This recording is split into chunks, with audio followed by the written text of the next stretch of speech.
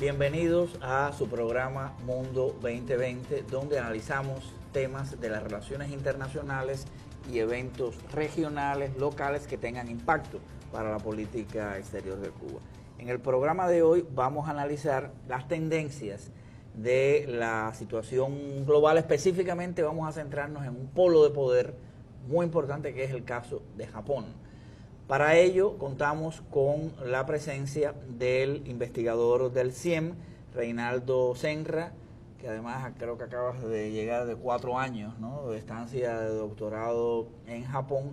Y siempre el gran debate, Reinaldo, es cómo un país que a fines de los 80 apuntaba como el gran competidor de la economía norteamericana, de pronto durante los próximos 20, 25 años tuvo un nivel de estancamiento no sé si se podrá hablar de declive. Bueno, pero antes de todo, bienvenido. Sí, bueno, muchas gracias. Ante todo, muchas gracias, Santiago, por invitarme a este espacio. Y efectivamente, como usted señalaba, vemos a un Japón que llegó a alcanzar unos niveles de relevancia en el contexto internacional muy grandes. Y sería bueno quizás, quisiera empezar un poco, Sí, quizás sí, por claro, el principio claro. ahí de... Y unos antecedentes un poco para el contexto, digamos. Exacto, exacto. Japón termina devastado de la Segunda Guerra Mundial y gracias a la cultura, a apoyos al principio un poco del plan Marshall, un poco que tuvo una versión asiática para Japón, logra un desarrollo industrial muy importante. Japón se vuelve en un lapso desde los 60 hasta mediados de los 80 uno de los más grandes exportadores de autos y en materiales industriales de manufactura de muy alta tecnología. Y entonces tenemos que esta economía llega a los 80 como uno de los grandes exportadores globales. Es decir, aquí hay evidentemente un componente endógeno en la productividad japonesa, pero también hay un nivel de apoyo espectacular por parte de la economía norteamericana, teniendo en cuenta además que Japón todo este tiempo estuvo bajo la sombrilla nuclear norteamericana, prácticamente un país ocupado, ¿no?, por la cantidad de tropas norteamericanas existentes, y este es el periodo más álgido de la Guerra Fría, las guerras en Corea, las guerras en Vietnam. Sin embargo, yo coincido contigo de que hay elementos internos de la economía japonesa, de la lógica productiva japonesa que no podemos desechar. Sí, Santiago, el tema de la ayuda y la cooperación y el interés de Estados Unidos de tener a Japón fuerte en Asia es muy importante. Pero también ya Japón tenía un desarrollo industrial muy marcado, incluso desde antes de la Segunda Guerra Mundial tenía un músculo industrial muy importante y rápidamente se recupera con las ayudas que recibió y a principios de 1960, de los 60, a mediados de los 60, ya la economía empezó a despegar marcadamente con un fuerte impulso de las exportaciones y Japón avanza vertiginosamente desde el punto de vista industrial y llega a la década de los 80 como el segundo exportador, uno de los grandes exportadores mundiales. Desde el punto de vista industrial y desde el punto de vista de la productividad del trabajo, que yo creo que es un elemento que a veces hablamos de las macro conceptos, sin embargo, a nivel de la microeconomía, a nivel de la productividad, el desarrollo tecnológico, yo creo que es muy importante. Digo porque este análisis, Reinaldo, de la evolución histórica de la economía japonesa nos puede servir para análisis de situaciones similares en la actualidad. Estoy pensando en comparación con otras economías, quizás la economía china, con la economía norteamericana, etcétera. Pero bueno, disculpa que te haya sacado. No, pero es cierto, ese tema es muy importante. La cultura de hacer economía, ¿no? Sí, la mano de obra, en fin. Muy importante y le agradezco que traiga ese tema a colación porque ahí hay otro elemento, el cultural, cómo ellos se enfocan mucho en el trabajo, la importancia de hacer las producciones bien, la calidad es algo muy importante en Asia en general, pero en Japón también muy importante. y por tanto los productos japoneses ganaron gran popularidad y eso fue otro elemento importante que ayudó a Japón a convertirse en un gran poder económico y por supuesto en otras áreas hasta la década de los 80, todavía lo es, pero bueno, vamos a hacer ese alto ahí, porque en la década de los 80 Japón ya era un gigante comercial y económico. Sin embargo, el éxito también trae ciertos problemas y uno de ellos es que empiezan a aflorar o a incrementarse contradicciones comerciales, principalmente con Estados Unidos. Estados Unidos durante este periodo fue acumulando déficits comerciales paulatinamente y llegó a los 80 con un déficit comercial muy marcado. Claro, no, y venían saliendo de la crisis de los años 70, la crisis que se produce, que no es solo de Estados Unidos, a nivel de la economía mundo, ¿no? Que es el cambio del paradigma tecnológico y la gran crisis internacional. Recuerda el tema de los precios del petróleo, el tema de la crisis interna de todos los déficits en Estados Unidos por los grandes gastos militares, etcétera. Y es lo que, imagino que me vas a decir, que es la manera en que Estados Unidos enfrentó esa caída de su hegemonía a nivel global, en este caso frente a Japón. También lo hizo en su momento frente a la amenaza político-militar de la Unión Soviética, de los países socialistas, del movimiento revolucionario, etcétera. Pero bueno, sí, quiero decir que no es solo aquí el tema japonés, sino que también hay una acción importante de Estados Unidos. Estamos hablando del periodo de la administración Reagan. Sí. Se parece bastante a Trump, ¿sabes? Pero bueno, eso sí, es otro tema, por supuesto. Y es un tema muy importante porque también había una, digamos, una ofensiva relativamente nacionalista en este país y por tanto una de las ideas que tenía desde el punto de vista económico, de las agendas económicas que había en Estados Unidos era que el dólar estaba muy apreciado. Claro. Y por tanto hacía falta devaluarlo bastante para que Estados Unidos pudiera exportar más y por supuesto si se necesitaba un dólar más débil se necesitaba un yen y un marco alemán más fuertes. Claro. Y debido a esta preocupación en Estados Unidos es que se convoca, Estados Unidos trata de buscar un acuerdo con estos aliados y con otros aliados también, estaba incluido Reino Unido y otras potencias, pero realmente el acuerdo más bien iba enfocado, tiene un fuerte foco en Alemania y Japón. También había una preocupación en Estados Unidos, no solo por el mero déficit comercial, sino también qué tipo de productos se estaba exportando Japón a Estados Unidos, y era productos de alto contenido tecnológico.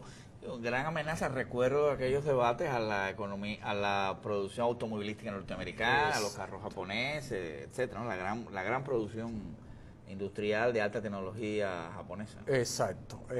Y esa ahora otra preocupación. ¿Y qué hace Estados Unidos? ¿Cuál fue la estrategia norteamericana ante estos rivales, digamos? Bueno, un punto importante es el Acuerdo Plaza.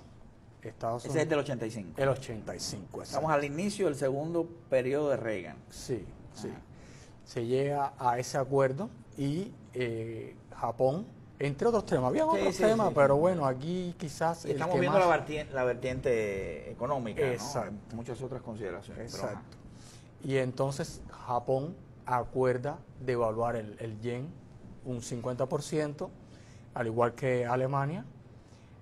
Pero, ¿qué sucede? En Japón, a pesar del acuerdo, que uno diría, bueno, ya las autoridades estaban preparadas para que esa situación fuera a afectar la economía, pero la afectación fue relativamente mucho mayor de la esperada para la economía.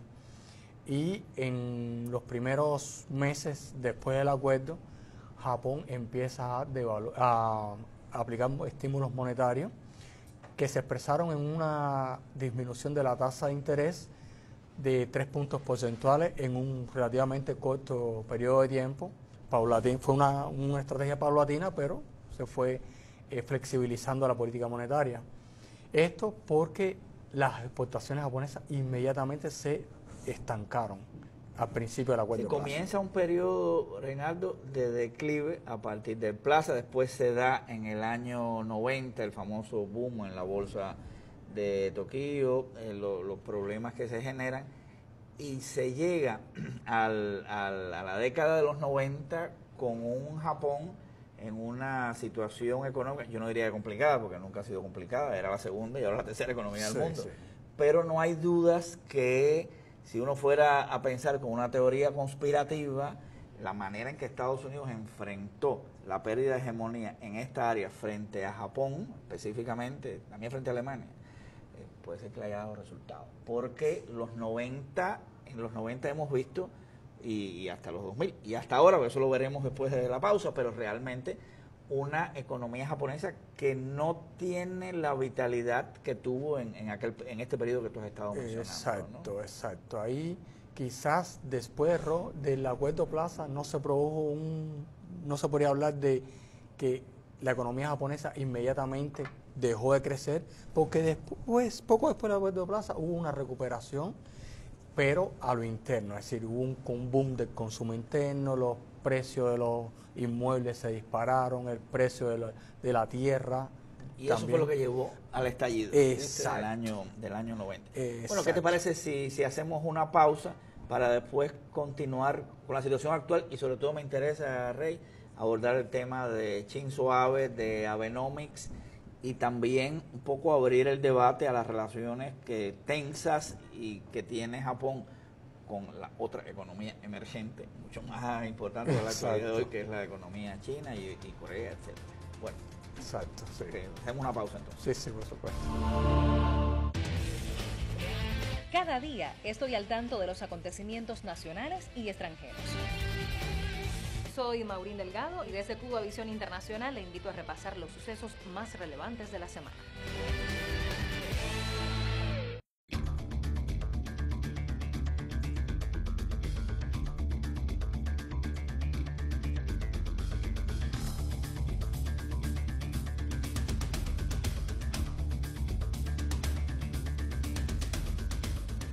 Bienvenidos de nuevo al programa Mundo 2020. Estamos hablando sobre la evolución de Japón con el profesor Reinaldo Senra. Reinaldo, nos habíamos quedado en que la evolución de la economía japonesa, digamos desde fines de los 90 hasta el 2012, tendió a ser no de un retroceso, porque, repito, sigue siendo la tercera economía del mundo. Sí. Con un desarrollo industrial impresionante, etcétera, pero no con el nivel de crecimiento anterior. Y llega en el 2012 Shinzo Abe, que ha tenido una proyección externa muy activa, usando el tema del soft power, del nacionalismo japonés, incluso se habla de cierto militarismo de nuevo japonés. Ahora, en el famoso, digamos, eslogan del Abenomics, ¿qué ha pasado en este periodo en Japón? ¿Cómo tú explicarías esto? Sí, es un tema realmente interesante para mí y que me llamó mucho la atención ya con el paso del tiempo, porque personalmente no pensé que fuese... Tú acabas de llegar de Japón, estuviste 4 años con Abenomics ahí, sí.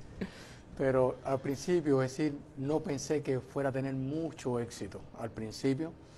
Y uno de los primeros elementos es que ya había tenido un periodo anterior, claro, y que no fue un periodo bastante bueno, incluso en un año o algo así tuvo que renunciar. Y entonces yo me preguntaba, bueno, este político que viene proponiendo una reforma tan amplia, con tantos frentes abiertos como su agenda, porque está también no solo la Abenomics, está, como usted bien mencionaba, otros temas. El tema de la Constitución, ¿no? El artículo, ¿cuál es el 9? El artículo 9, exacto, y otros elementos que heredaba también un compromiso de elevar el impuesto al consumo, una medida que también se esperaba que fuera bastante problemática. Entonces, todos esos elementos, un contexto asiático bastante complicado también, y se esperaba que pudiera tener muchos problemas en ese sentido. Sin embargo, los japoneses, a pesar de que en los 7 previos años hubo 6 primeros ministros, es decir, había una inestabilidad. De 2005 a 2012. De 2006 a 2012, 6 primeros ministros. Un país, perdón que te interrumpa, que todo este tiempo de posguerra ha estado caracterizado por la estabilidad con el Partido Liberal Democrático al frente, del cual es miembro AVE. Exacto, sí. exacto. Salvo breves periodos donde no, Claro. Pero sí realmente ha sido... Una hegemonía política. Exacto, de este partido de Japón. Y entonces él llega con la Abenomics, que tiene tres componentes, él llama tres flechas. Una es impulsos monetarios, otra vertiente es los impulsos fiscales, que él siempre señalaba selectivos, es decir, no llegamos con un gasto fiscal muy grande, porque Japón tiene una carga de la deuda pública sobre el Producto Interno Bruto demasiado alta, tiene más de 200%, representa más de 200% del Producto Interno Bruto, pero él llega con el compromiso de hacer algunos gastos públicos que pudieran impulsar la economía, pero también reducir esa deuda pública y reducir la emisión de bonos japoneses, algo que a mí me resultaba bastante impresionante que se pudiera lograr, y también un componente de reformas fiscales y reformas económicas, es decir, la tercera vertiente va a lo interno ya del funcionamiento de la economía japonesa, cambiarlo, y eso era otro elemento muy significativo en esas reformas, en estas propuestas de la Abenomics. Y desde el punto de vista monetario, la política monetaria no creo que haya sido exitosa realmente, aunque hay otros autores y especialistas que consideran que es cierto, pero en realidad Japón sigue teniendo problemas de posible deflación, la deflación ha estado ahí subyacente, aunque realmente no ha habido deflación casi durante su periodo, pero ha estado ahí los precios se incrementan muy poco. Y por otro lado, desde el punto de vista de los estímulos fiscales, sí ha habido cierto éxito porque los estímulos que ha realizado han logrado dinamizar los sectores a los que estaba dirigido. Por otro lado, las reformas económicas ha habido resultados mixtos, pero yo diría que el balance general es positivo, en tanto que las empresas han logrado mayores beneficios. Es interesante, perdón, Reinaldo, que el Abenomics es parte de un proceso de recuperación o de intento de hacerle frente por parte de las élites transnacionalizadas, ¿no? Ya sea en Japón, en Europa, en Estados Unidos, a la crisis del 2008, una crisis estructural que evidentemente los golpeó a todos. Recuerda que el nivel de transnacionalización es tremendo. Y llama la atención en el caso de Japón, que si bien este éxito, ¿no?, que o relativo o también percibido, ¿no?, sí, que de la Abenomics, lo cierto es que tampoco estamos hablando de altas tasas de crecimiento, ¿no? No, para nada. Claro. Ahora, te quería plantear, llega Abe en periodo de Obama, y Obama, dentro de su gran línea de recuperación de la hegemonía, sobre todo en el área de Asia, habla del TTP. Sí. Y después llega como le decimos acá en el programa Mundo 2020, el impresentable, y se va del TTP. ¿Qué ha hecho Japón ante este cambio, digamos, en la coyuntura, ¿no? Ese tema es muy interesante porque Japón estaba muy imbricado en el TTP. Claro. Estaba luchando porque ese acuerdo se diera, y el problema viene por el país que hasta tiempo antes no se esperaba que fuera, porque fue uno de los grandes impulsores del TPP de Estados Unidos. Sin embargo, es Estados Unidos, con la administración de Trump, quien decide dejar el TPP herido, yo diría, y entonces Japón en ese momento tiene que hacer una recomposición, lógicamente, y el país ha avanzado con tratados comerciales con Estados Unidos, principalmente bilateral, pero también con otras potencias y actores del entorno, y también no tanto del entorno de otras regiones, y se han movido hacia adelante. ¿Por qué? Porque el regionalismo, es decir, los acuerdos comerciales, es uno de los importantes componentes de la Abenomics. Es decir, el hecho de que Estados Unidos pusiera el TPP en una difícil situación para relanzarlo, no detuvo a Japón en su estrategia integracionista. Y no detuvo a Japón en esa estrategia también porque Corea del Sur y otros actores del entorno también han seguido esa estrategia de concertar acuerdos comerciales. Si Japón no avanza en ese sentido, obviamente podría quedarse relegado en esa esfera. La emergencia de China. La emergencia de China también. Está claro que el TPP, desde la lógica inicial de Estados Unidos, era buscar una manera para contrarrestar a China. ¿Cómo se han movido los japoneses en el área económica, pero también en el área militar? Aquí todo es parte, ¿no?, de un mismo entramado. Están los conflictos fronterizos por las islas, los chinos le llaman de una manera, los japoneses de otra manera, y esto genera una situación de conflictividad en Asia del Este importante. Recientemente han habido también los conflictos con Corea del Sur. Es decir, es una situación en que los japoneses y en general los asiáticos ponen a un lado el tema económico y de otro lado tratan de poner el tema político, pero realmente hay una complejidad en esta área desde el punto de vista geopolítico, y los norteamericanos quedándose de alguna manera al pairo o desentendiéndose o aparentemente diciendo no es un problema de ustedes, pero realmente están detrás y están buscando la manera de evitar el despegue chino, ¿no?, poniéndole cortapisas. Sí. Ahí es interesante porque este elemento que señalabas de que tratan de poner aparte la economía con los otros diferendos que puede haber, es algo que llama mucho la atención porque son Japón, China y Corea del Sur tienen esos diferendos, sin embargo tienen una interrelación económica muy grande, y con la reciente situación que hubo que está latente entre Japón y Corea del Sur, yo creo que en Japón se esperaba una reacción menos enérgica o menos agresiva, menos, enérgica desde el punto de vista de parte de los coreanos, de Corea del Sur. Sin embargo, los coreanos tomaron muy serio este tema y la reacción ha sido bastante fuerte, y uno de los elementos es el turismo, que ha afectado bastante el turismo coreano que iba a Japón. Y este tema es importante porque, o también una de las estrategias de Shinzo Abe no es la gran prioridad de Abe, pero una de las estrategias es impulsar el turismo en Japón. Japón ha incrementado su turismo notablemente en los últimos años, sin embargo, esto está afectando la situación. Al menos desde acá, desde los debates que hemos tenido en el CIEM y en el CIPI, hemos hablado de que también una de las estrategias de la proyección de política exterior de ABE es incrementar el activismo.